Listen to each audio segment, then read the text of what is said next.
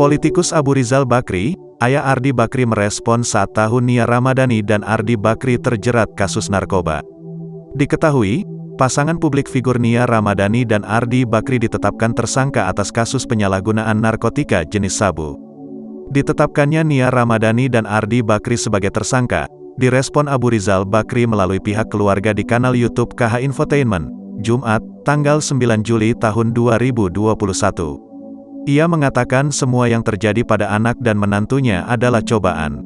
Sehingga, Abu Rizal Bakri dan keluarga akan menghadapi masalah ini dengan sabar. Pak Ical menyampaikan bahwa apa yang terjadi ini adalah cobaan yang harus dihadapin, sabar, tabah. Beliau mengambil hikmahnya terhadap peristiwa ini, saya kira begitu dari kami, tambahnya.